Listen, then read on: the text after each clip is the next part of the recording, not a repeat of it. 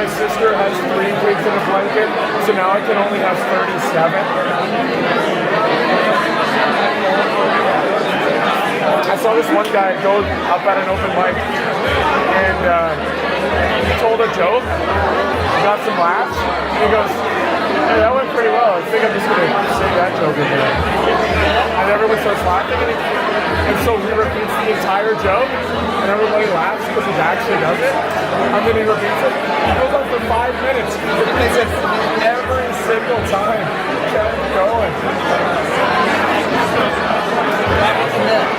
Yeah.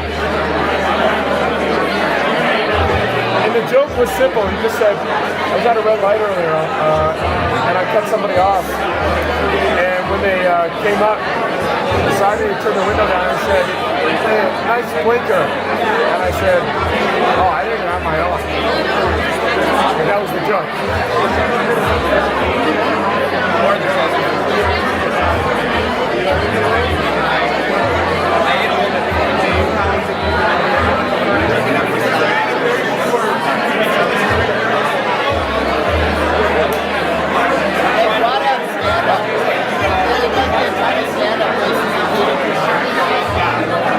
I don't know.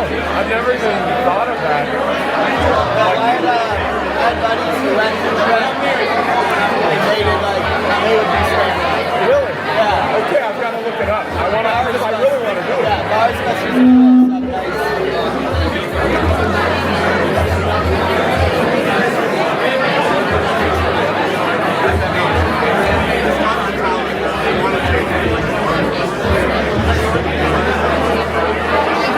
You know the first rule about comedy? I know. I've made up my own 3 rules. Number 1, never stop the audience laughing. If they're laughing, do not cut them off with another joke or something. The first rule about comedy is repetition. The second rule about comedy is repetition. What's The third rule about comedy is repetition. And the 4th rule? What? Yeah, I thought I heard that.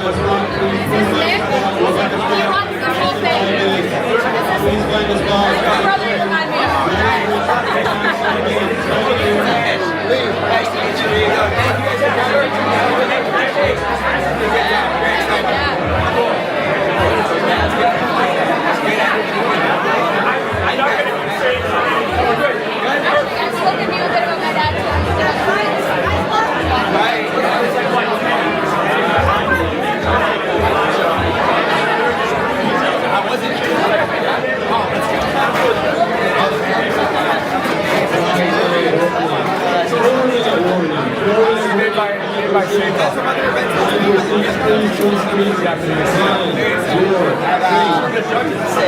tank. The other one that looks like car chair. I love tank watches. I was looking at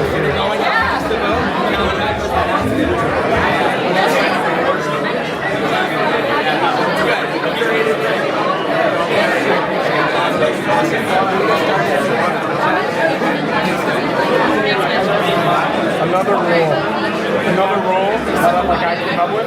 So one really important one, the audience is laughing, let them laugh. Number 2, do not demand anything from the audience. Don't come up with some really smart joke that only some people find funny or whatever. And don't tell a story unless you're fucking well known. You know what I mean? If you're nobody, don't come up and start telling a fucking story. Get to the punchline quick. But that's good if you're like Shane Gillis or Norm Macdonald, or like if everybody knows you and you're fucking funny.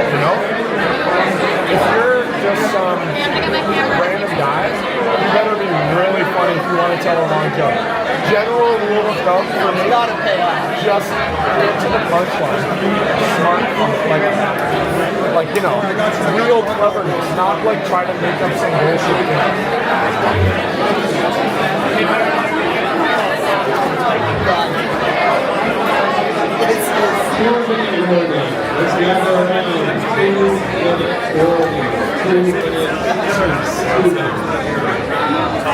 I just ordered Uber Eats. It should be here. Anytime. Hopefully they don't have a hard time finding like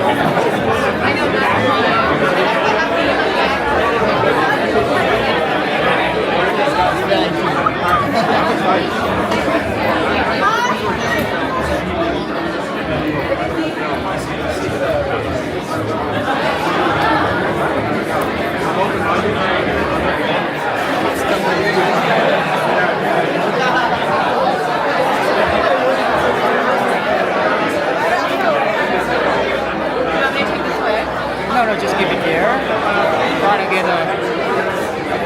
I try to get a good angle for the live stream. Trying to get a good angle for the live stream over there.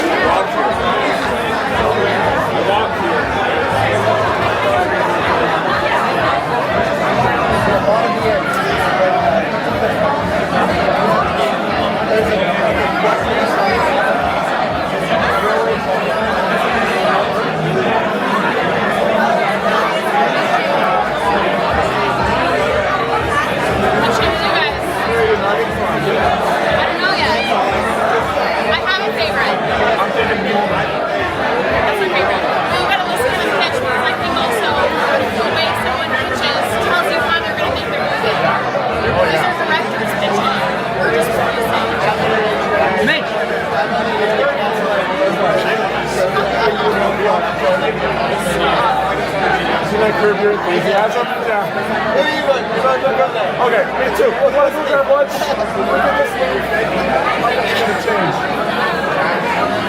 Okay, so think of this. Whatever it is, I spend the next 4 months of my life making. So think of what you want to see made. It looks cool. From what I'm reading. The story. They're all related. I'll say that. But think about like what sounds the most like you want to see it made, I guess.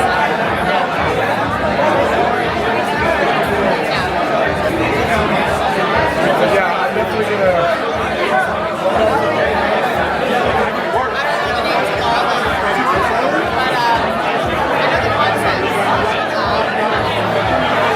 The biggest thing for me is like when I'm in pitch to, I want to hear a person who knows their mission, like inside and out, right? So what I'm looking for, what I'm looking for is somebody who knows their vision inside and out. No, like full stop. You know, no being fans or buts. No, I couldn't be swayed. Like they know what they want to do. So that's how you want to make a use of it. Yeah, also, you guys are the guys.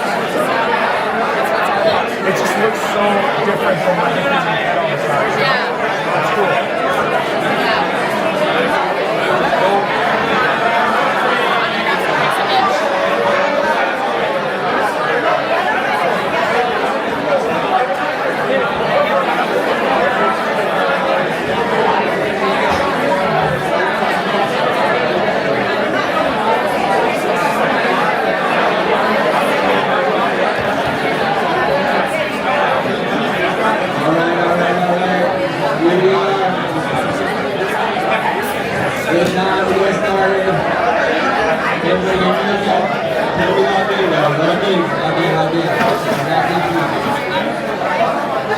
We're getting ready.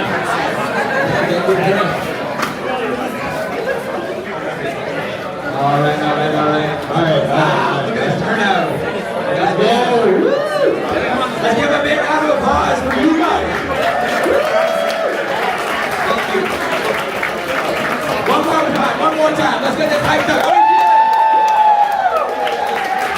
Now's the time. Thank you.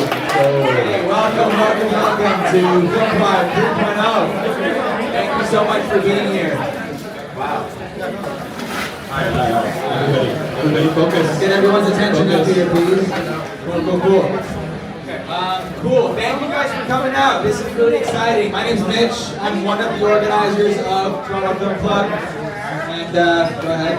Yeah, I'm Subhan. I go by Sid. We have our whole team here. We don't have Michael here. Michael's not here. Michael's not here. Shout out Michael. But he's in Stratford, he's doing a play, so shout out. We have Josh, Marissa. We have Mariana, Daniela running the bar. Yeah, and Blake here, shout out. Blake running the bar. We got Kimia and Cass on registration, shout out. We've got Ata, we've got Raul helping out as volunteers, shout out. We've also got Thomas running video today. We've got a couple of friends in the audience just taking random pictures and videos too. We've got Cheverny doing content for us, shout out Cheverny. That's our TFP1 winner. Anyway, we just want to make sure you guys know everybody who's involved. Alright. Okay, so let's start. So guys, we're going to start by introducing... Can you guys hear us back there? Yeah, can you guys hear us? Can you hear us? Very good. Can you guys hear us over there? Yeah? Cool. Alright, beautiful. Can we get everybody to quiet down for a second? I swear it'll be 2 minutes and then we'll get really into it. Yeah, thank you. Okay, so we got a lot of new people here today. So we'll start with saying, Toronto Film Club, what is it? Well, as it says up there, I'll just say it briefly. It's a community-driven filmmaking engine. And that essentially means that we get movies made because of you guys. We have a really solid network of filmmakers. Me and Sid are actors. We started making movies with a lot of our friends here. And we realized that it was a great network, but it's hard to make movies, right? It's hard to just, there's no infrastructure really. There's stuff out there, but it's just tough.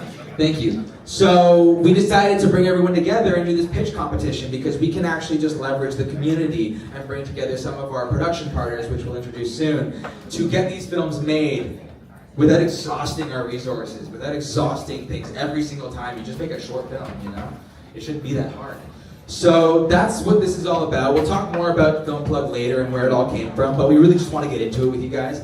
So to start with, before we get into the 3 pitches that we have today, we want to talk about our production partners. They make it possible. Essentially, the way it works is we're going to have 3 people, 3 filmmakers, pitch their films to you guys, and we're going to have a little fireside chat with each of them. And at the end of it, you're going to get a really solid sense of their story. You're going to get a sense of what their films are all about, what they're all about as people. And then we're going to do a physical vote, where you guys are all going to vote. Every single person in this room is going to cast a vote in our voting booth back Everyone. It's a physical ballot. Everyone's going to go in. It's a very quick process, but you're going to go in, you're going to cast your vote after you deliberate for an hour, you talk with people, you figure out who you want to vote for, you start fighting with each other about which film you like best, talk to the filmmakers too, that type of thing. And then you go and vote for the film. And once everyone's voted, we're then going to count the votes. And as the votes are being counted, we'll have a guest speaker. And it'll be a really great chat. We want to introduce someone who's been very supportive to us from the beginning, Rick Garretts. Big shout out for Rick.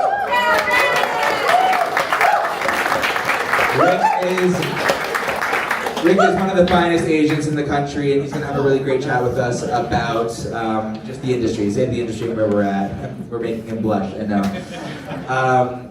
So we're going to have that chat, and then once that chat is done, and once everything is all tallied up, we will announce the winner tonight to everybody here. And once that's all done, then we're going to have a party. And we're just going to hang out, and then we go into production. Starting tomorrow, we're then in pre-production for this film, and we help these filmmakers get this film made. So the point of this night is so all of you see 3 short films that are ready to be made immediately. You vote for the one that you want to see, but also you just see 3 filmmakers that you can support today. You can support them to get all 3 films made this summer. That's the goal. Our goal is to get all 3 films made. So we want to make sure that if you hear a pitch that you like and they don't win, you can still offer up support in any way that you can, whether it's financially, whether it's just being on set, making connections, whatever that is. Film Plug is really just about plugging filmmakers into the industry in the best way we can. So everyone here is part of that. And you know, we actually thought about this today, that our logo is actually, it's not a plug, it's the outlet. You know? And so I was like, okay. Drop them out. No. It's because you guys are the plug. You guys are the plug. That's what that is. You guys are the plug. Alright? Anyway, we'll get more into that later, but we want to get into it. We don't waste your time, okay? We're going to get really into it right away. So before we do that, we're going to welcome our production sponsors to come on up and help out. So please give them a big round of applause. Is Austin hanging around? Austin, there you are, Austin. Sit. Alright, so please guys, take a minute, introduce yourselves, and introduce why you're here. What's exciting to you? Thanks, guys.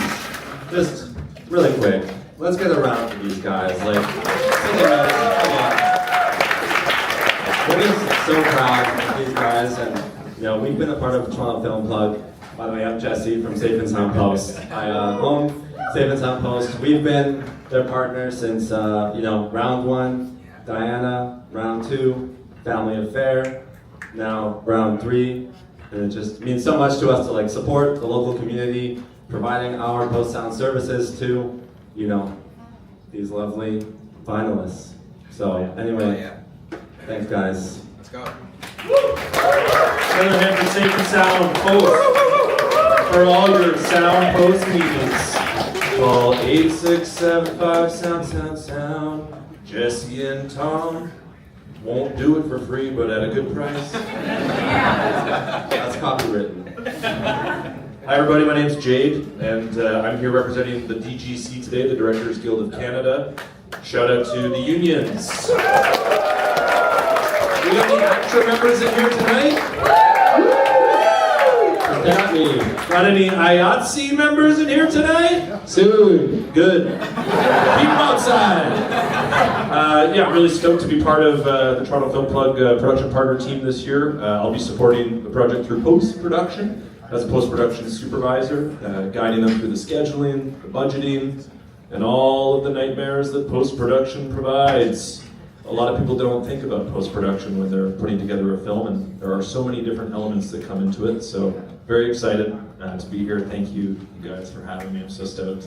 And yeah, shout out to these 3 filmmakers. It's a high pressure experience to come out and, you know, be authentically themselves and pitch their stories. So give them a lot of love tonight, ask good questions, and go up to them and talk to them after their pitches, because getting to know them and, like you guys said, like supporting them just even by sharing their stuff on socials, giving them a follow, it means a lot. Thank you.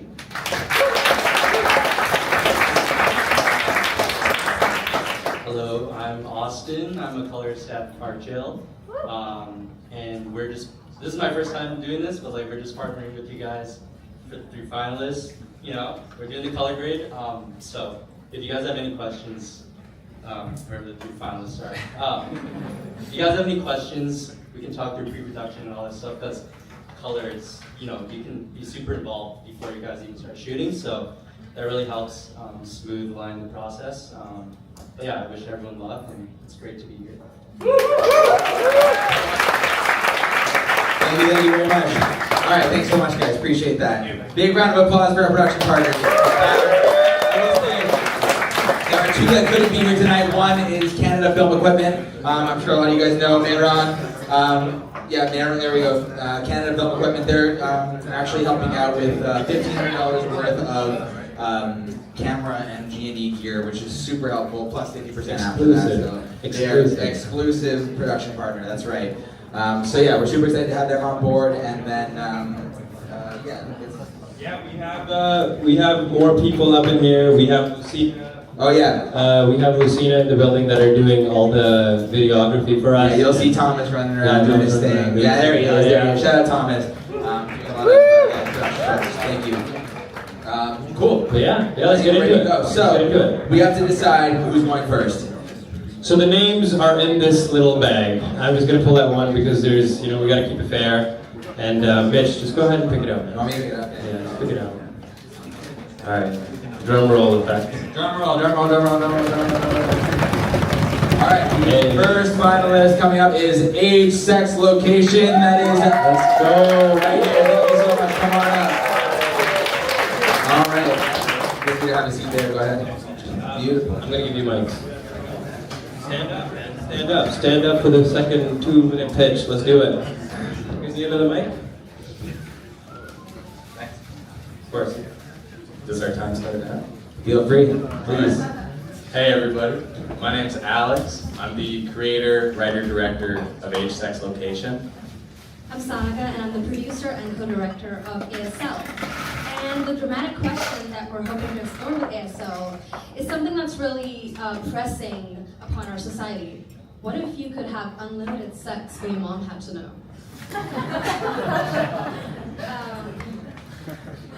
When a curious grad student gets caught who lives at home, when a curious grad student who lives at home gets caught sending a dick pic on a hookup app by his mom, she decides to teach him a lesson by taking him to a sex shop, where he discovers a glory hole and decides to come clean about his sexuality. Yeah, so we have our curious grad student, Dimitri. He's like sensitive. He's living at home with his mom, who in complete contrast, super aggressive, very checkered past, and she's coming off a divorce, so she's not happy. Dimitri sends a dick pic on a queer dating app to Gasp, another man. Maria walks in, catches him doing it, and it's off to the sex shop. At this point in the film, if both characters had a catchphrase, Maria's catchphrase would be, "Fuck you, my shit's together, get the fuck into the sex shop." And so she drives him down. And once there, Dimitri meets Ashan, who is a very confident international student. He's there exploring himself, and the two head to the back into a glory hole, which kind of looks like a confession booth in our plans. And they have a bit of a confessional in there. So they talk about sex, they talk about family, they talk about relationships, and then it begins. And yeah, Dimitri has religious head, as it were. And so, unfortunately, Maria overhears again. Fuck. And she's just outside. She also hears the aftercare, though, where Dimitri's going over, "Hey, you know, at this point in the film, my catchphrase is, I can't believe you just sucked my dick and gave space for all my emotions." Because, like, shit, I'm just not getting that anywhere else. So she's obviously very contemplative. She walks out, has a cigarette, and the two have a tense moment in the car. And it's at that point that Maria says, "You know, I'll support you, I want to support this, but you need to show your face. You have such a beautiful face. So many people fell in love to make that face. And just no more dick pics." And then that's our comment. That's great, yeah.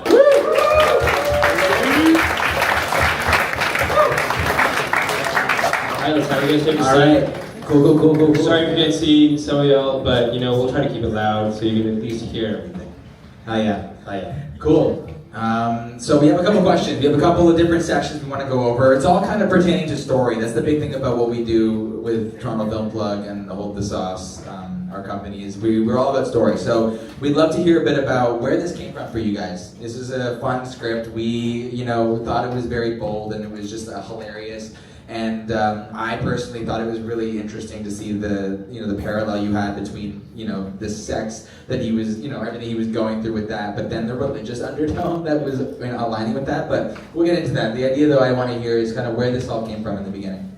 Yeah, so this is a bit of a personal one for me, but when I was coming out as bi, I've grown up with a very Italian-Canadian mother, very religious, doesn't really believe in the whole bisexual thing, so that was super fun for me. And I told her once that the first time I told her, I was like high out of my mind, and I was getting driven home from a music event, and I threw up out of the side of the car telling her I'm bi. And since then though, we went over it, and we just, I think that moment of tension in the car right before I told her, I threw up everywhere, was the seed for the film.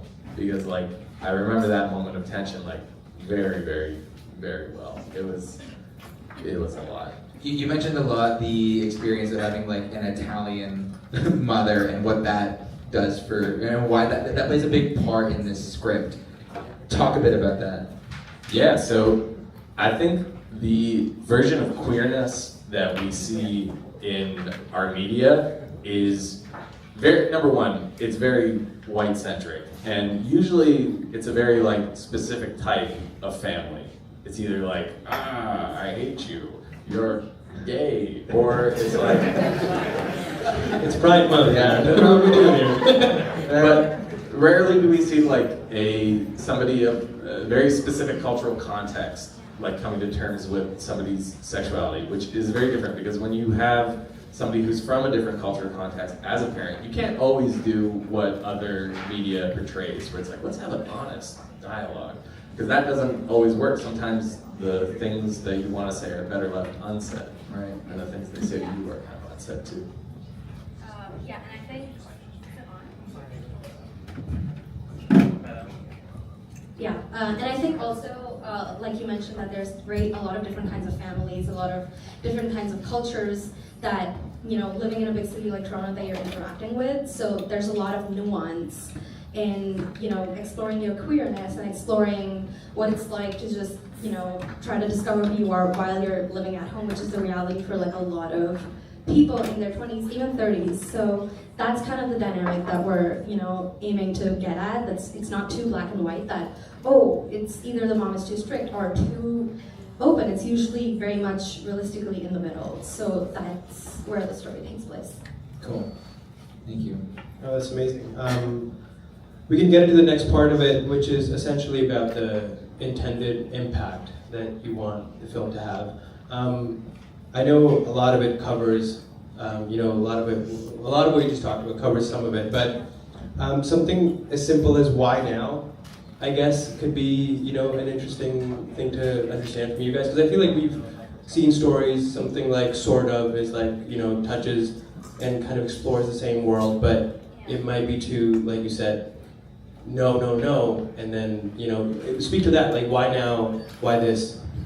So we found that a lot of our friends and people we're in community with are living at home, like in your 20s, right? You're living at home. It's really hard to go and find yourself and discover yourself and like meet other people and have sex with other people when you're living at home. So that was a big part of it.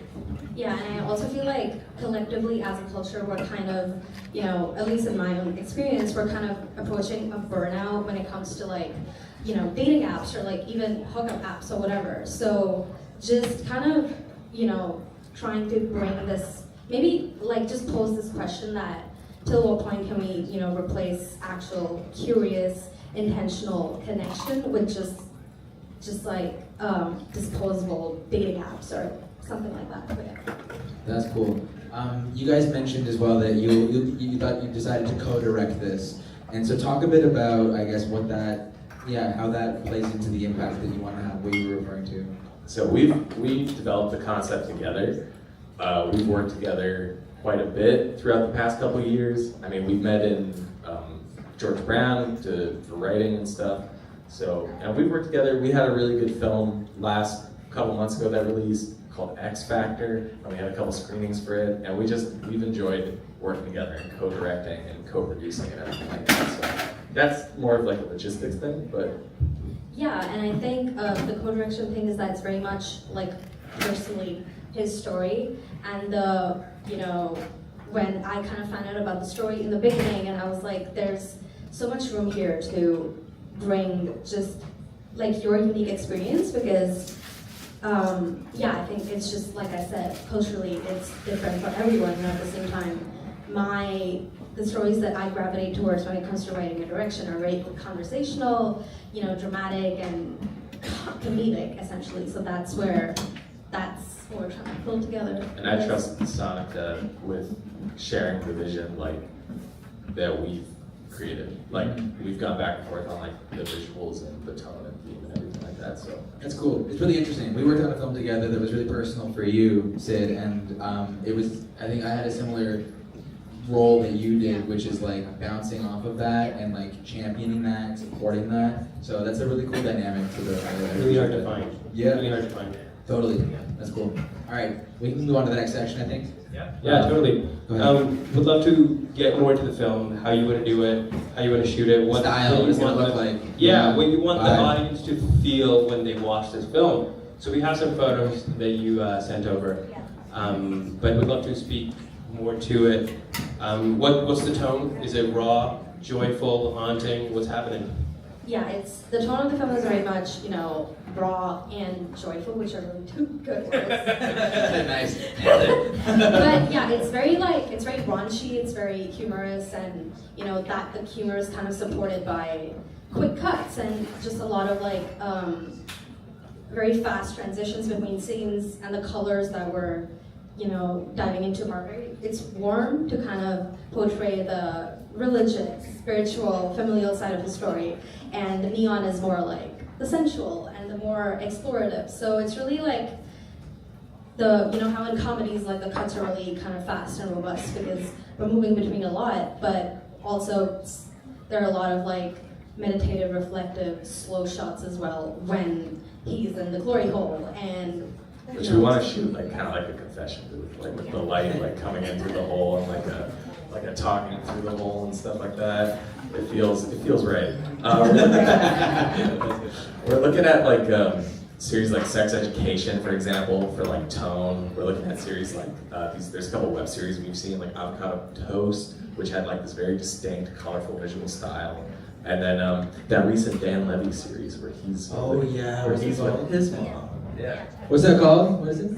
Bad Mistakes. Yeah. That's good. Cool. Minus the murders. Right. Yeah. Not going that far with it. Yeah. Fair enough. Let's keep it quick with this question so that we can have audience ask at least 3 questions. I don't know more than that. It can't be more than that. What do you want people to carry with them after they watch the film? That it's okay to talk to your parents about sex. I think, so many people I've met are very afraid to do it, but it's completely okay to have that conversation.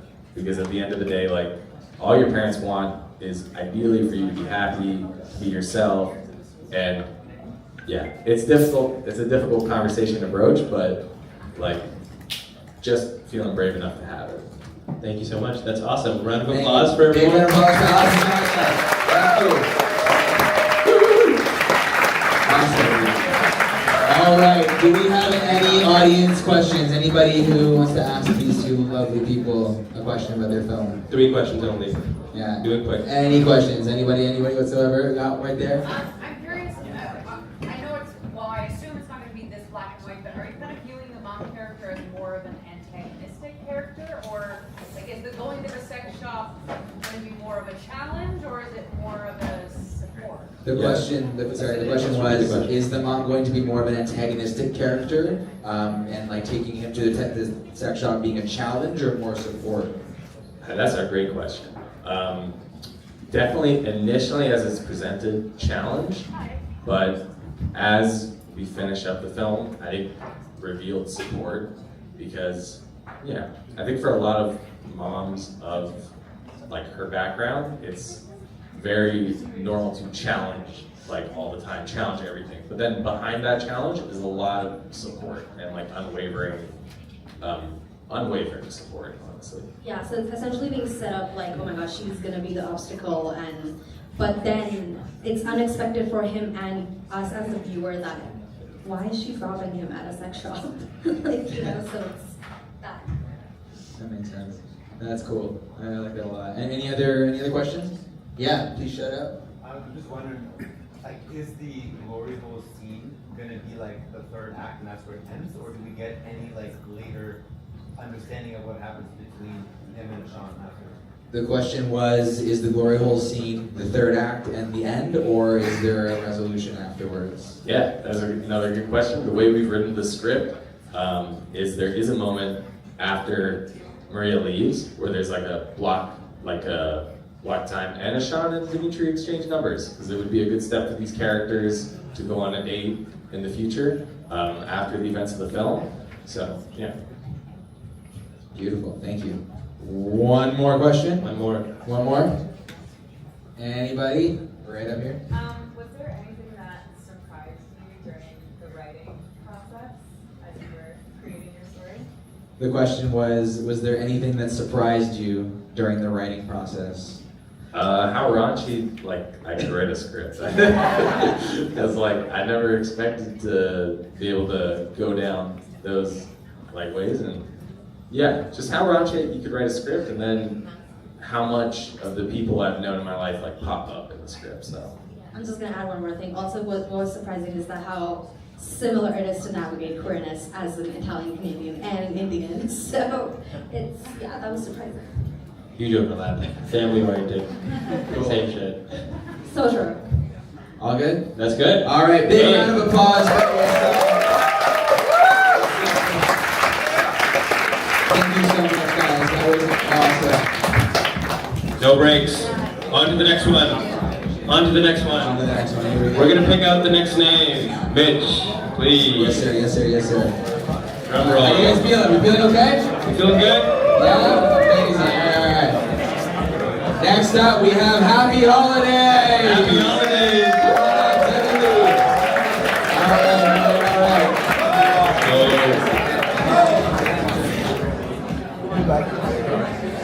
All right, we will give it up for Devin to give a 2-minute pitch and tell you all about his film. So once you guys are good, let's settle in and give him his flowers. Take 3 seconds. Yeah, take 3 seconds, do your thing. Everyone be quiet! Buckle up. Thanks, Colleen. The goat. All right, guys, here we go. Hi everyone, I'm Devin, and I'm the writer-director of Happy Holidays. Happy Holidays is a satirical dark comedy about 3 roommates, one Christian, one Jewish, and one Hindu, who fight over how to celebrate the holidays in their apartment. The film begins with Matt, the Christian roommate, and a bit of an airhead, who puts up a little Christmas tree in the common area. Eli, the Jewish roommate, sees this and, feeling a little competitive, puts up a slightly bigger menorah. Then Devansh, the Hindu roommate, wanting to join in, puts up an even bigger statue of Ganesha, making everyone feel insecure about themselves. So gradually, the roommates keep filling the space up with more and more of their decorations, until eventually the apartment is literally overflowing with their passive-aggressive holiday celebrating. Finally, the roommates reach their breaking point with each other and decide to tape out literal borders to their apartments. As they continue down this path, locked in this endless pissing contest through to the end of the film. Although in part a comedy, Happy Holidays is at its core a metaphor for the many borders that exist in the world. Religious, yes, but also cultural, geographical, even political.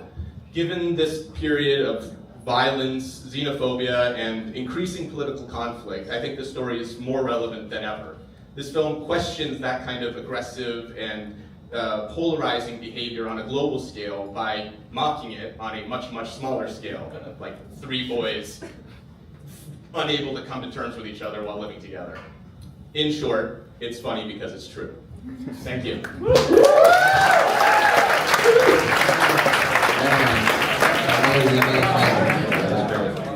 Thank you for the pitch. Hey, funny stuff, man. Yeah. Thank you. Fun script. I support the Indian guy. All right. So the first question that just very organically comes up is, what about that cultural divide in the story interests you personally?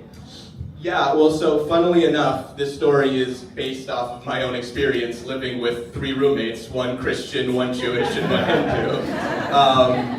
What happened in the story did not actually happen to us. Thankfully, we're not that immature. But there was a lot of cultural differences between us, and as 22-year-old boys, we were not always the most mature about it. But, we grew to accept and adjust as we went on. And it occurred to me through that whole experience that it's sort of like a perfect microcosm for, like, the borders in the world on a global scale, A lot of political turmoil, which we don't need to get into, but I thought that was a very good sort of metaphor for that issue. And as a mixed-race person, I connect very strongly with, being looked at and othered by communities that I might be a part of, and I think a lot of mixed race people have that similar experience. So I think it's something that a lot of people can identify with, but me personally, it's something that I think I've experienced my whole life. That's pretty cool. That makes a lot of sense. Follow up to that is like, how do you ensure having all these different cultures, how do you ensure that you do justice to portraying all of these three very specifically, Yeah, absolutely. Well, I did do a lot of research when I started writing the film. I got pages and pages of notes, and I interviewed a lot of friends and family who come from these different backgrounds. I actually interviewed my roommates. I figured might as well go right to the source, and got a lot of good feedback there. But another reason I'd love to work with the TFP is because you guys are such a great group of talented and diverse artists, and would love to hear your thoughts and feedback on what is authentic and what is valid to the story of the depiction of the different cultures. You're gonna have to speak to one of them. Yeah, I got it. I'll jump in too. Great, that's awesome. So I would love to hear a bit more about, it's obviously touching on something very crucial, and it's something that we talk about a lot actually. Indian, Christian, it's right there as well. But the intended impact of this, like the way the story goes and the way it ends and kind of the conclusion you come to with the story. What do you want the audience to leave with? Yeah, I mean, the ultimate goal is hopefully the audience can come and watch this film, and I hope the film can highlight, the absurdity of this kind of behavior among individuals, but also on a global scale, and hopefully they can see how a lot of the time, individuals as well as communities, institutions, or even governments can behave as immaturely as 3 20-year-old boys, and hopefully they can see that, and if it's identified to them, they can encourage people to stop and grow as people. Nice. That's great. One more thing. It's very funny, but it also deals with some very serious stuff. How do you navigate that? Yeah, dark comedies and comedies that kind of look at serious subject matter is something that I actually love to do as an artist personally. My last film, Mixed Feelings, was a slapstick sci-fi comedy about a mixed-race student who meets the full Asian and full white versions of himself from parallel universes. So it was slapstick, it was silly, but it was examining the issue of cultural identity and that sort of feeling of being othered as a mixed-race person. So it's something that I kind of exist in often as an artist, but for this particular film, I think it's important to stay grounded and authentic to the different cultures and what the different characters are experiencing. We're drawing a lot from Coen Brothers dark comedies like Fargo or A Serious Man, as well as Beef Season 1, if you've seen it. So it's funny, it's absurd, and it's stylized, but there are real world stakes and real world pain that the characters are going through, and that'll kind of be our true north as we get into the silly stuff like fighting over the Virgin Mary figurine and, fighting over the different holiday decorations. Nice. I love that. Decorations. More questions with the film.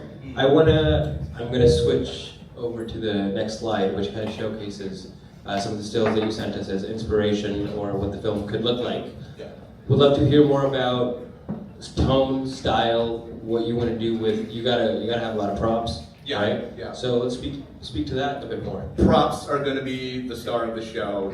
I've already met with my production designer, and we're talking a lot about how we're going to achieve this. I think we're looking at a lot of different colors. So like the film will begin with a classic 20-something boy's apartment. It's very barren, very bland, and not very nice looking. So it'll be very muted colors and kind of empty at the start. And as we go along, it'll just get filled with more holiday colors. Like with Christmas, you'll get the red and green. With Hanukkah, you'll get the blue and white. And then with Pancha Ganapati actually has like 5 different colors.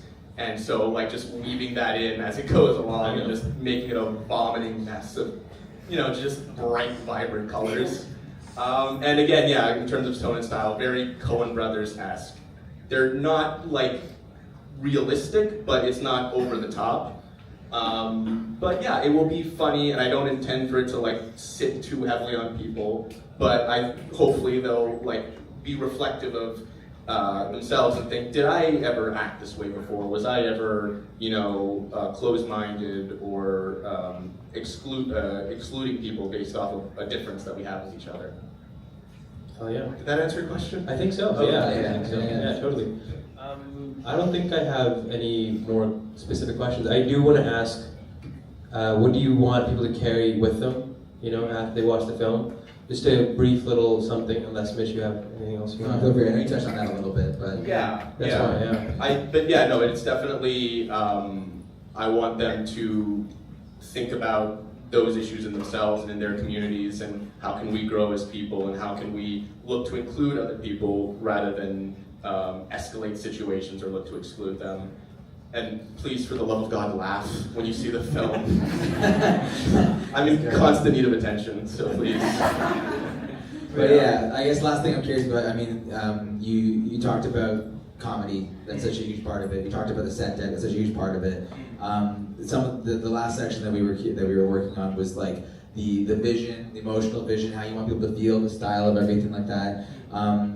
What about the film, I guess, what about some of the other things that you're doing with the style and everything serve the overarching story that you're telling? Like, you have this very clean-cut thing that people are going to notice, I think, pretty quickly, right? Like, oh, it's this type of thing. And then what's that journey then for them based on some of the stylistic choices you're making? I think the journey is, and we've been talking a lot with the PD and the DP about like how gradual it is to like the point where before you know it, we've gone from just a typical apartment to like an unrealistic mess of a space. So we've been talking about how like it should be very gradual and just like one thing leads to another. With my DP, we're talking about doing like long, steady cam shots that kind of like, oh, this goes to that, and then before you know it, it's the next day, but we haven't cut, and then it keeps moving, and like you're like, oh, we were just looking at that space, we turned around, and then when we came back, oh, now there's like 15 more decorations right there. Where did that come from? So like by the time there's like a moment at the end where the roommate is like, I think we may have gone a little bit too far, and then you cut out to just see not a little piece of the apartment showing because it's just covered by menorahs and dreidels and Ganesh, yeah. Everything. He's got it. Yeah. Nice, okay, cool. This is why. That's it. I think that pretty well covers it. Is there anything else you wanted to add before we get into audience questions? No, I cool. think that's Yeah, let's do it. Awesome. Questions. Any questions from anybody in the audience? Yeah? Okay, so as you mentioned that you live without three characters, what do you think the difference between those three characters or three religions, and which one you prefer? I'm not answering that. You have to. The question is, which religion do you want to prefer out of the three? Oh God. Wait, sorry. Which three characters? Between the three characters, yeah. Well, I kind of view, it's funny because as I was writing, I kind of was discovering who these characters were and figuring that out like as I went along. But I view Matt as the sort of, you see top right corner, it was Stephen Yeun's brother in Beef. I think he's a Korean Christian. I see him kind of as that guy. He's like very like bro-y and he means well, but he's a little like, he's not always the most self-aware person, and that can lead him to unintentionally offending his other friends. Eli, the Jewish roommate, he's a little more skeptical, he's quick to call people out on their bullshit. And Devansh I see as like a very fun-loving guy who kind of enjoys the chaos and is like, I've been overlooked by you guys. Let me stir up some shit here and like, have a little fun. And you're asking who I prefer of the three? I mean, I'm planning on playing Matt, so I'll say Matt. Whoa. Yeah, it's a win. Yeah, just say it. It's okay. Cool. Thank you very much. Any other questions? Any other questions for Devin? Yeah, right here in the middle. Yeah, you mentioned the Coen Brothers a couple of times for the visual style. Do you have any thoughts about how you want the performance style to be? Because Coen Brothers have such a specific performance style for the actors. Yeah, it'll definitely lean into the Coen Sorry, Brothers. there was a question for everyone. Yeah, the question was, Did you have it? Sure. Performance style, because Coen Brothers have a very specific style. What do Devin what do you want to pick? How do you approach that? Yeah, it's I definitely want to lean into the Coen Brothers acting style. I think what has helped is because I have done both very serious dramas and slapstick comedies, so I can I've directed both, so I can kind of navigate my way into the middle a little bit. But yeah, definitely it's not going to be hyper-realistic, but it's not going to be super over the top either. There's going to be like a definite commitment to like raising the stakes a little bit in the scenes and committing to the comedy. We have one more question over there.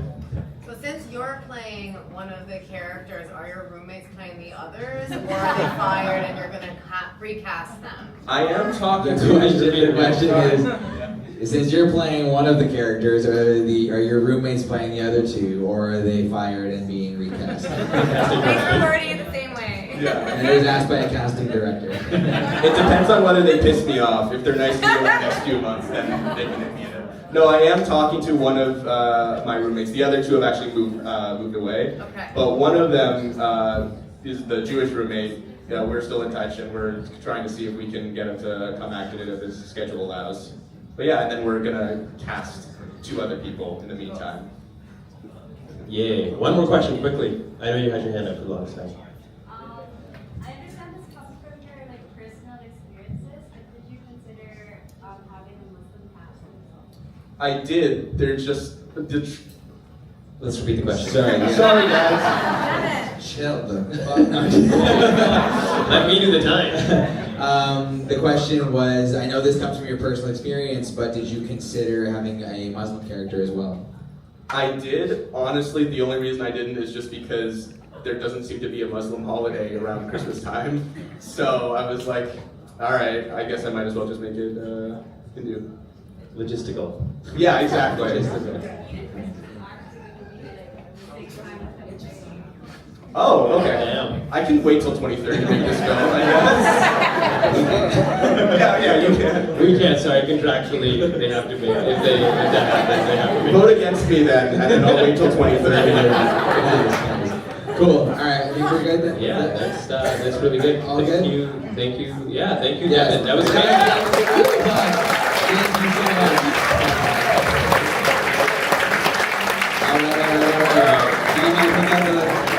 Let's just keep it Let's going. see who's going third. Let's see who's going third. We only have one more person, but let's see who's going third. Drum roll, please. Mjolnir with Alice Moran. Come on up, big applause. They go for it. Cool. Welcome. Please go ahead. Luke Skywalker, Harry Potter, Sailor Moon. These are all characters that are so special, so unique, so talented, that they are called on to save the world because they're the only one who can. My film is not about someone like that. It's about someone from an underrepresented demographic that I am a part of. People who are just mid. So far in my life, I am not a teenage orphan who has saved the world. I am just a woman doing her best. There are things I am good at, maybe even great at, but I know I'm not the best. I act professionally, but Meryl Streep exists. I can make a mean risotto, but Gordon Ramsay would yell at me until I cried. This is the ethos of my main character, Sigurd, an unconfident Viking.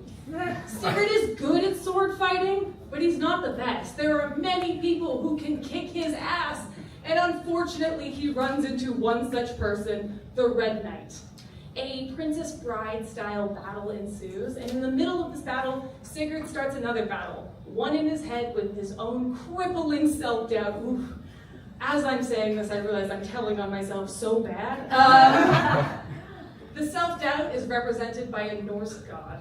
I hope this Sigurd's inner monologue feels relevant to you, otherwise, gosh, do I have stuff to talk about in therapy.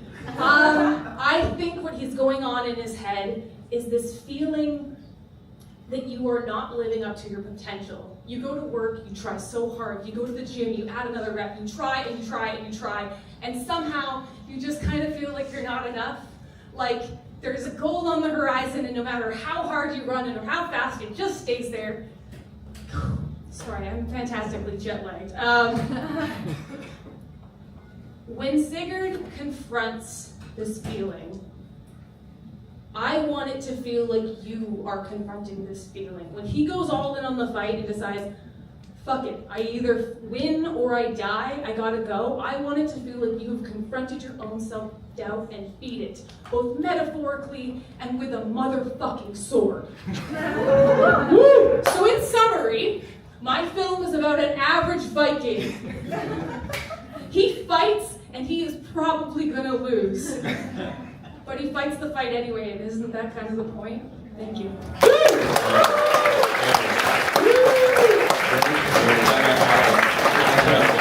Shout out Alice, because yes, she's majorly jet lagged. Holy fuck. But you're doing great. I don't know if I'm here right now. Yes, you are. It Yes, feels like you it's are. midnight to me, and also like I've been hit by several buses. You're good. You're all good.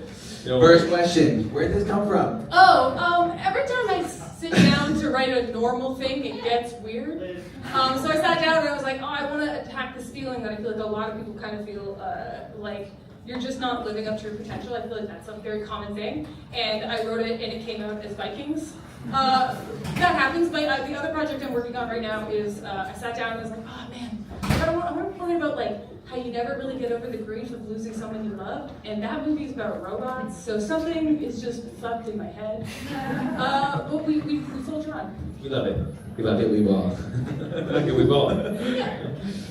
Cool. Nice. Let's go. So that's why you want to tackle the story. You want to speak to more about why. I think beyond you, anything about the times that we're in, any relevance in terms of in that way. Okay, Where does Vikings? How does that serve the story for you? Vikings are just because I think if we're going to talk about something that sucks, it should be cool as fuck, right? I think if we're all going to talk about how we all feel this like gnawing feeling of not being enough, you should get a little sword, right? You should get something out of it. And I feel like it's a very millennial and Gen Z thing where you had your whole life, you were told if you did all these things, you would have a certain life. And now we're all like, oh, fuck. And it feels, even though you know that it's happening to everyone you know, it kind of feels like it's your fault. So I wanted to just like, I don't know, open that discussion up, feel that feeling. Disgustingly, my therapist always says to me that I have to feel it to heal it. So I guess that's what I'm trying to do. That's great. I love that because I think what you bring up is very relevant. I feel like no matter, as filmmakers especially, because you can always be doing so we're much. in Canadian film, it's a hell's game. Yeah. You just never, like, you can be on a TV show one day, and the next day everyone's like, hey, nice to see you with this Tim Hortons audition. Like, it's brutal. That's a real thing that happened to me twice. That's great. Let's talk about the impact that you want the story to have. What are you hoping the story does to your audience, community, world? Yeah, I realized just at this exact moment, I don't know if at any point in my pitch I said that this is a comedy. But I don't know, I think we kind of felt it. Yeah, from everything about me. So I hope people laugh. I hope it's cool. But I also really drilled down that I really want this to have that nostalgic feel of like those movies of those action adventures from the 80s, that feeling, that warmth. I kind of want it to feel like a grown-up version of a dream you had as a kid. Like I want it to feel like you're being pulled back into your optimism as you're being confronted with how bleak it is. Nice. Yeah. I'm a masochist? Is that what I'm saying? I don't know. More about that, more about the style, more about the vibe of it, because Vikings could be a lot of different things. You mentioned, Princess Bride. You kind of alluded to the comedy of it, but paint the picture for us. Like, what does this film look like? What does it feel like? That type of thing. God, when I first started trying to figure this out, I was like, this is so expensive. And then I watched Monty Python and the Holy Grail. And, all of the armor is just sweaters painted silver. And all of the locations are just, the woods. So it became much more affordable the more I looked at it. I feel like the first meeting I had, I was like, okay, I think I can. My dad and I are going to try to make chainmail, and then my partner is this audio engineer, and he's like, if you make me my chainmail, I will leave you. So I realized sweater painted silver, and then my dad leather worked a helmet for us that's so trill. And if I don't make this movie, I'm still gonna wear that helmet because it's sick as hell. And then I got a fight coordinator, so you don't have to worry that someone will get stabbed on set. That's an important one. Yeah, I feel like that was the big thing I had to lock down. I don't know if anyone knows Lowen Morrow of Sex T-Rex, but they're an angel from heaven. Shout out. Yeah. Say, I like that you guys are twinning. That's cute. Yeah, we twinning. No, yeah, I was gonna ask. Let's zoom out even more. Why now? Why do we need this story now? Look, every time you open your phone, you are confronted with a sea of horrors. So I want to make things that feel fun. I want to make things that feel like when I had optimism, joy, faith in humanity. Because I think the more we remind ourselves that we can create worlds in film, it helps us remind us that we can create better realities in our own day-to-day life. So that's, for me, I want to make this movie now to prove to myself that I still have joy in my dark, dark heart. That's amazing. Thank you. I think, that deserves a round of applause.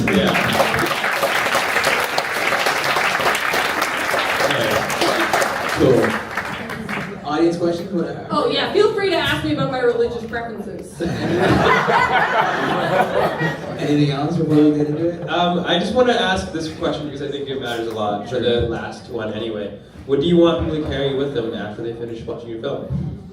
I really want you to feel like the process is as valuable as the outcome. Like the fact that you get up and go to the gym every day is like as valuable as if you were swole. Like just the fact that you believe in yourself.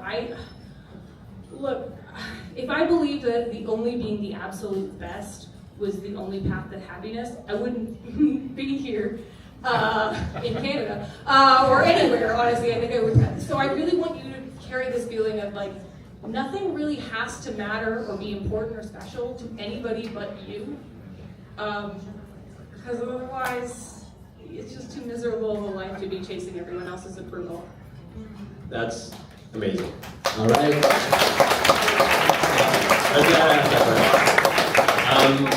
To the audience.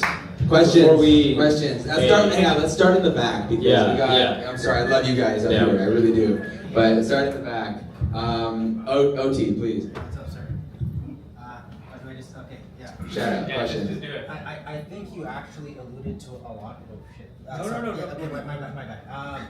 You alluded to a lot of it in the last answer, but I'm really big on intent and outcome. So, what was your intent in making this film, and like, what's the best outcome you're looking for? Question is, what was your intent writing this film, developing it, and what is the intended outcome? And what is the ideal outcome? Okay, my intent was to, again, feel it to heal it. My intent was to put a feeling that was like, I don't know, paralyzing on a page just so I could get it physically out of my body. And the intended outcome is to give that outlet to anybody who watches this to be like, yeah, okay, it doesn't matter if I'm not the best.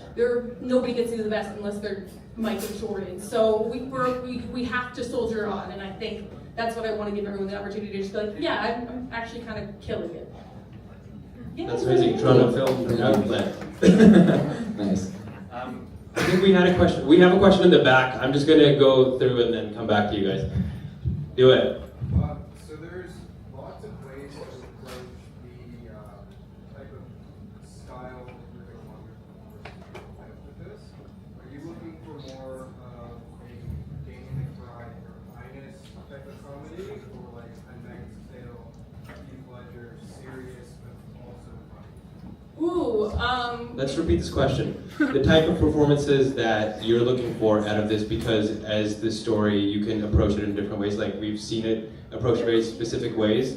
I don't know the references. Danny McBride, type of Viking, a type of Princess Bride type stuff, or like what we have Heath Ledger, Knight's And Tale. Heath Ledger, yeah. Yeah, what's the approach? I don't Yeah, I think knew like, I cinematically had a reference. I wrote this for two actors I had in mind who were both Second City alumni, so I very much wrote it in their voices. And if I could describe their voices, they are the two most lovable idiots I know. One is the former roommate of mine, and one used to date my roommate and live in my bathroom while destroying it, which is why he gets beat up in this movie a lot. Yeah, so I wrote specifically to the voices of two very lovely actors, and that's generally how I like to work, is with actors in mind, so that I'm not chasing something, but like creating something that serves talent. Did that make sense? Yeah. Cool. I think that answers it. That's awesome. We have one question over there. This man stole my question. Oh, okay. Nice. At least we got the answer out, so that's good. We got one question here. Yes. So like clearly you're a very thoughtful person, and I think the really like surprising thing is like marrying that thoughtfulness, because like the experience that you described is something that I think a lot of people have felt, of like, you know, having this idea of being great and then realizing through the course of your life, like, you know, maybe it doesn't stack up to your idea. How do you marry that with like something like fun? Because you said this a little bit of like, you wanted, if you're talking about serious stuff, you want to do it in a way that's like engaging and fun. How do you choose? Because like the canvas is blank. You could do anything. It could have been ninjas. It could have been whatever. Could you talk more of the process of like having the thought and feeling, which all of us experience, and then actually making a fun connection to it? Yeah, Mitch, question. Word by word. Yo, what the hell, dude? Hang on.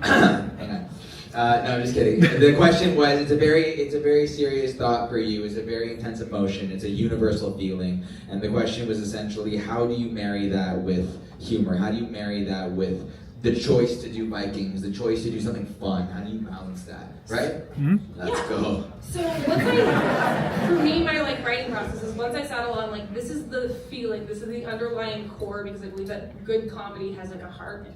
Once you decide what it is, usually what goes around it ends up being whatever I have hyper fixated on for the last 6 months.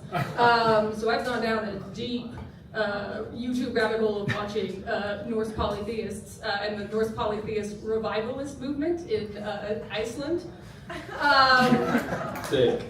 So I guess what I'm saying is, I am a strange woman, and like it's not like I'm sure like what's the weirdest thing I could marry. It's literally I'll be like, God, who else would feel this way?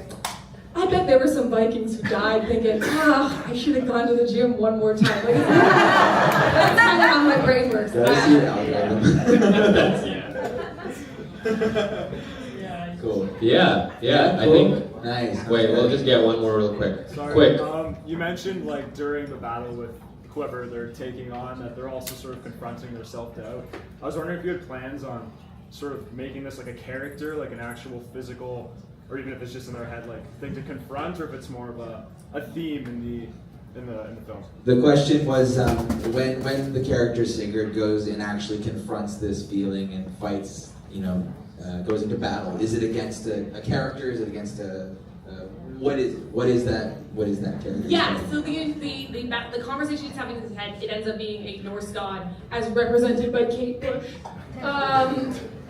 So he talks to a Norse god because, again, I went down a weird rabbit hole about pagan religions, and I really like that it used to be that the gods would have mundane conversations with everybody in like antiquity, and I love the idea of a god just being like, yeah, you're probably gonna die here, but just fucking give her.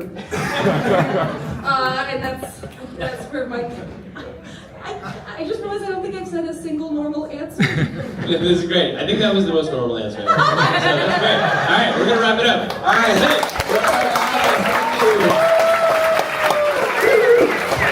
thank you so much. All right, quickly, just so y'all know, what's gonna happen now, and we're gonna get you all lined up.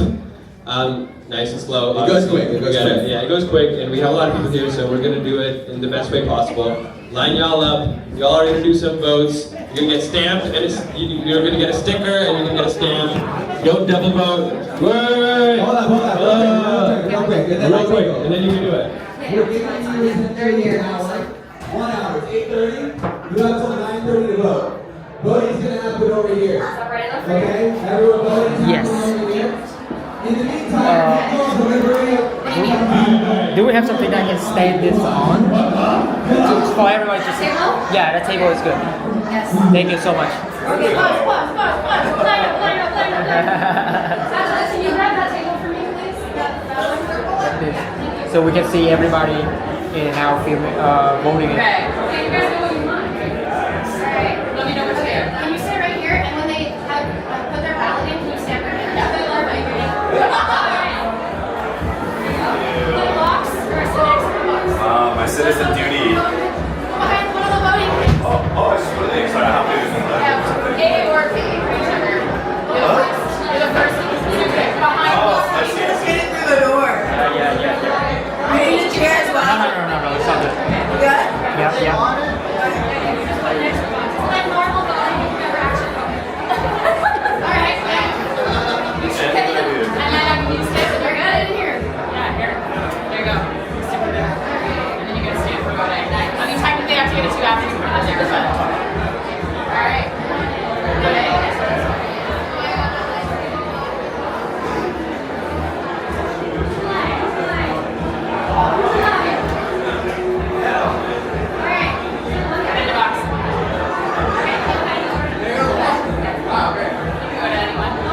Go find Katie. No, you can go behind me. I know, it almost is, eh? Put it next to the box. Alright, what do I join? You can put it in this ballot box right here. And then you can grab the stamps just so we know you voted. There you go. Perfect. Right. There you go. Thank you.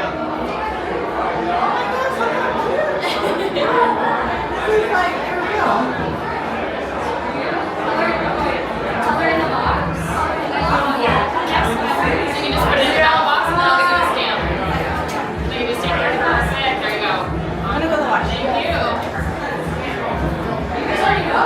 You signed fast. Okay, put it on the next box. And I'll just give you a stamp. Oh, okay. Thank you. Perfect. It's like real voting. Do I tick or circle or Whatever you want. Okay. Yeah, and all will be accepted as long as only one of them. Okay. Thank you, Sam. Thank you. Thanks for voting. That's fine. Okay, on the right, put next to the box. There you go. Can you come over here? Pause for a second. Oh, not yet. Thank you. Put it next to the box. You ready? Can I give you a stamp? No. Oh, thank you for voting. Great. It is very active. Oh, I stole the pen. Hold on. Perfect. I get a stamp for voting. Thank you very much. On the right.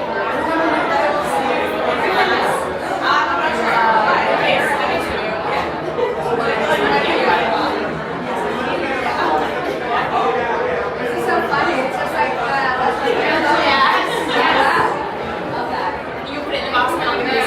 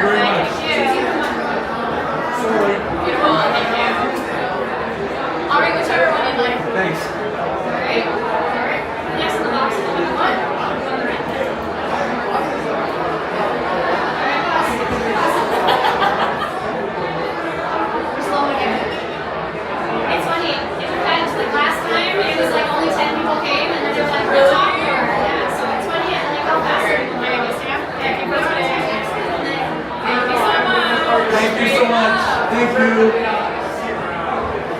Yeah, wow, people know it.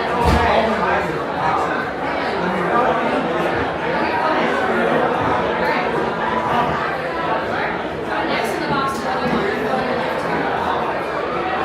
The light is done. So that was the major rush that I really needed before. Yeah, don't worry. If you want to see my you can also make it. Okay, thank you. I might just do a quick introduction off of that. Are you ready to go? It doesn't matter. You can just stick it in there. We're just counting it. Can I give you a stamp though? Oh, and you can put yours in the ballot box as well. Just a stamp to let us know you were. Thank you so much. Perfect. Thank you. Here, I can grab that. Thank you. All right. Next in the box, the one you want. Yes, have you met Heather? Just briefly, I put that. Yeah. Heather?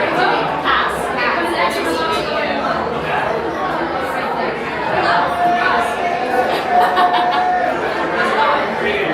Nice to meet you in person. I guess this is the thing. You got a stamp for voting? You get civic. You have met civic. Right? Perfect.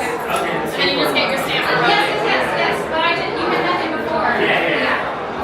You can go all the way. Thank you. All right. Next in the box.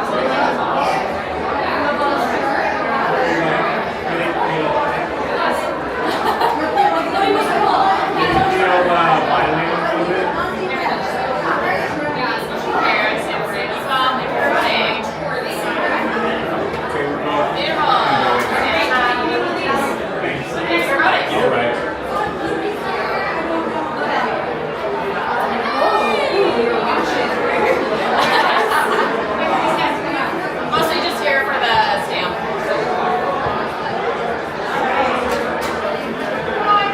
And yeah, you can just stick it in the box and then just give me a stamp. Yeah, I'm still stuck. Thank you. Okay, next in the box is the one you want. Next in the box is the one you want. Yeah, you can have it. Wow, that's right. There you go. This is gorgeous. Thank you for my mom's. I love it. Oh my gosh. Thank you so much. Very nice. Wonderful. Thank you. Thank you. Thank you. Next in the box is the one you want. You guys have it on this side. I love the aggression with what you say. We need escape room.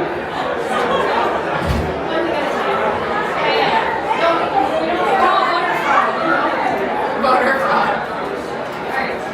Next up, give me a stamp as well. Thank you.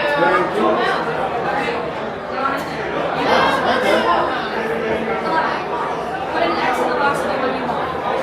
Oh, just wait a second. Sorry. Oh, sorry. No, that's okay. You guys watch this. You can switch spots now. You got it right in there, and then I'll give you a stamp just so you know you voted. Perfect. Thank you. Go ahead. Thank you. Yeah. All right, pause for a second. If I knew I was going to I'm way more into that stuff. I work I love the diagnosis stuff. I love the Thank you so much. ball joint or control. And then she'll stand her hand right here. Weird data stuff or wiring or whatever. Well, thank you so much. Actually, you guys just squeeze over. Squeeze over. I'm going One first. person, there you go. There you go. One next to the box of the one you want. Okay. You got it. Which one's the third one? The one that just went? Yeah. Top. Fuck yeah. Oh, sorry. Here we go. I'll make sure it's still there. Okay. Go behind. Is there a pencil? On the other side. Oh, okay. Bro's never voted in his life. You know? It's so secretive. Why is it so? We know we've never voted. I admit it. I never voted. I don't give a fuck. Here? Yeah. Do I fold it? Doesn't matter. Okay. Here, get it. Is that a pocket 3 or 4? Oh, and I was gonna vote again too. Right? Right in there, yeah. Is that a pocket 3 or 4? Oh, fuck, that's not mine. Oh, here. Wait. You know, let's go together. Wonderful. All right. For the next in the box, what do you want? Great. You go on the left. We get a step. Did you meet Leah? Huh? Did you meet Leah? No. Fine. That's good. Jay's turn. See what it does. Okay. Next in the box. What next in the box? What do you want? Yeah. Okay. Keep the bathroom line here. Thank you so much.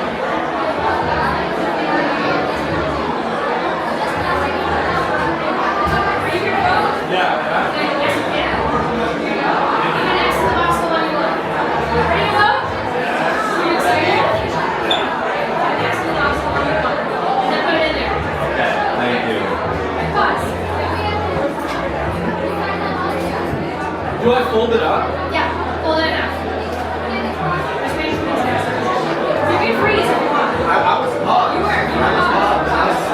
Take direction. I'm actually respiring actually. Okay, you took direction. Stand your hand. I've seen you somewhere before. Like in a movie? In a movie? Oh, no, aren't you an aspiring actor? Get out of here. Stand your hands. Alright. Alright, put an X in the box to what you want. Put an X.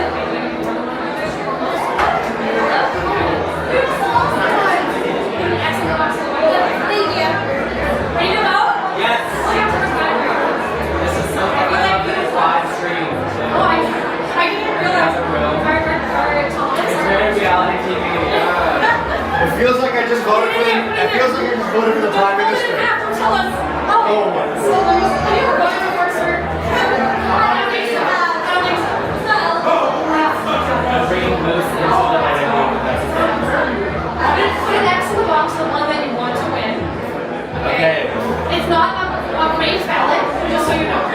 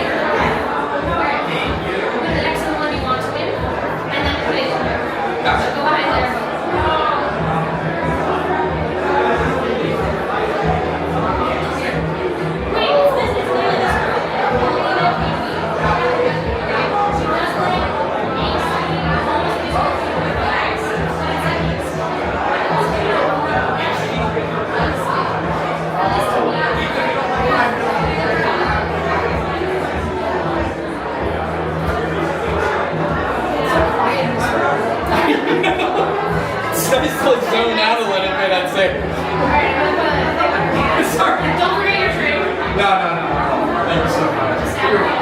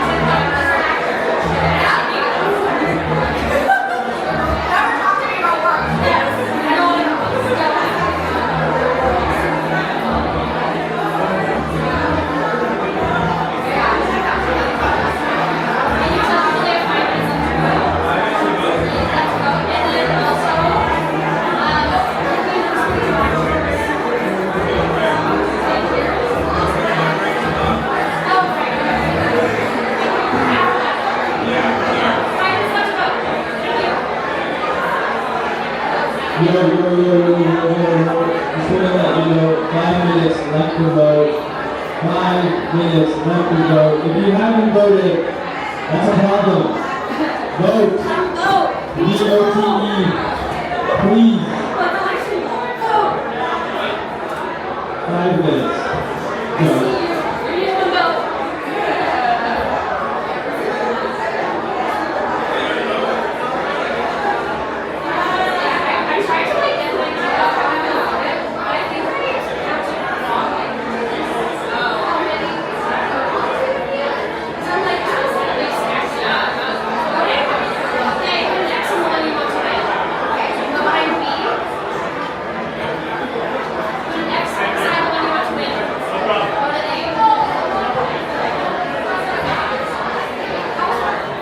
Hey, don't look at my vote.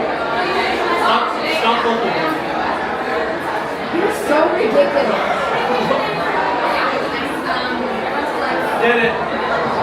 I'm still a Sharpie. Josh, you are ridiculous. Do you have Tourette's right now? The energy. I told you what you like. Oh, come on.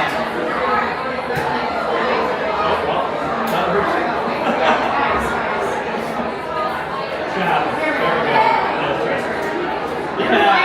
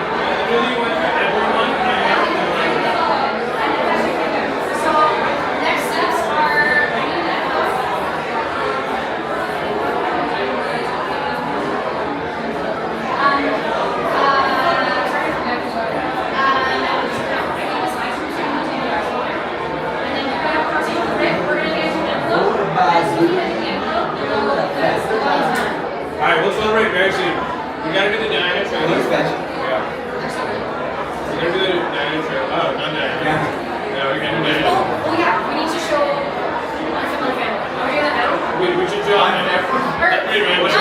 Sorry. That's pretty random. We should show Ruben. Yeah, let's do it. The first cut. First cut. Yeah. Alright, sit down. We're gonna be screening. Do you need to show this little action? Yeah, we are. Are you doing that now and then, right? Yo,